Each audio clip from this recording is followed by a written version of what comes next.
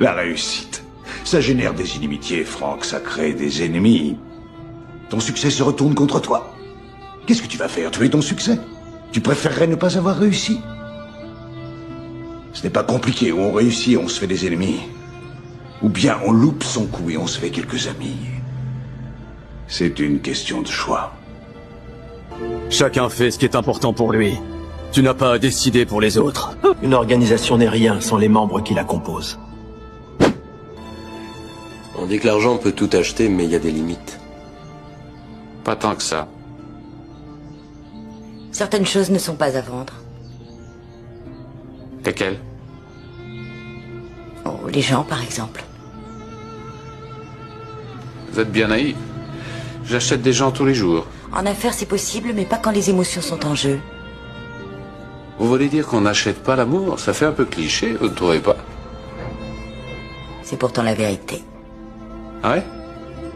Supposons que je vous offre $1 million pour passer une nuit avec votre femme. Je dirais que vous plaisantez. Et si je ne plaisantais pas, qu'est-ce que vous me diriez? D'aller au diable. Et lui, qu'est-ce qu'il me dit? D'aller au diable.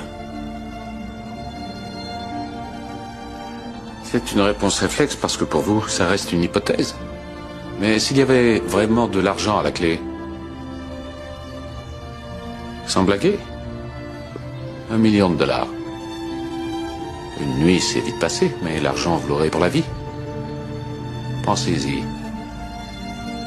La réponse est définitive. Voilà qui résout le problème. Vous venez de me prouver que l'argent ne peut pas tout acheter. Il n'y a ni bien ni mal quand il s'agit d'ôter une vie. Et je vais même te dire une chose.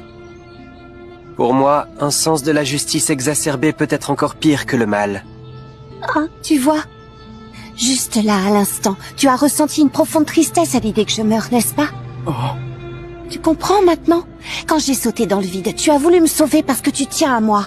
Et bien de la même manière, tout être humain est important aux yeux de quelqu'un d'autre. J'aime pas ce que je vois. Une jeune femme ne devrait pas écarter les jambes sans raison. Avec de la volonté, tout le monde est capable de changer. Tout ce qui nous fait du bien, c'est pas toujours bon pour nous. Vous diriez quoi à quelqu'un qui n'a pas beaucoup d'espoir? Quand j'étais une toute jeune fille, ma grand-mère avait l'habitude de dire une chose, et j'avais jamais compris ce que ça voulait dire exactement. Jusqu'à ce que je sois prête à devenir clean. Et ces mots étaient les suivants. Ma belle, les problèmes ne durent jamais pour toujours. Et c'est vrai. Si on veut vraiment changer, ça ne dépend que de nous. Je t'ai dit que les apparences ne permettaient pas de juger si un homme possède des convictions. Mais parfois on peut le savoir en combattant, et en abandonnant la foi. Pour progresser, il ne faut pas fuir la difficulté, mais travailler pour la surmonter. Tu piges pas que le plus important, c'est pas comment les gens meurent, mais comment ils vivent.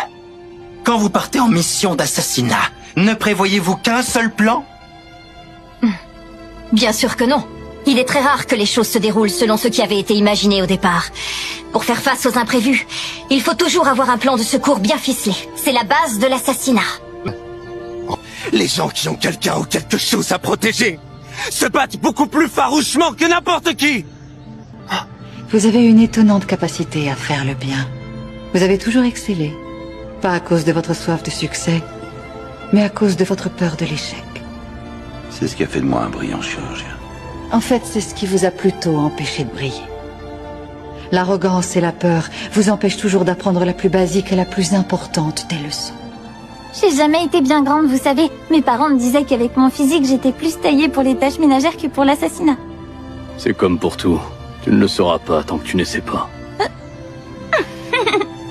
Vous m'avez prouvé qu'on peut assurer même si on n'a pas le physique qui va avec. C'est pas parce qu'on est différent des autres gens qu'on est forcément rejeté de tous ces malheureux. Prendre les coups, c'est pas le seul moyen de se venger. Tu sais, il paraît que le stress nuit aux performances, parce qu'apparemment, on devient trop conscient de nos mouvements et on perd les réflexes qu'on a acquis. Ce n'est pas en fuyant un combat aujourd'hui qu'on deviendra plus fort demain.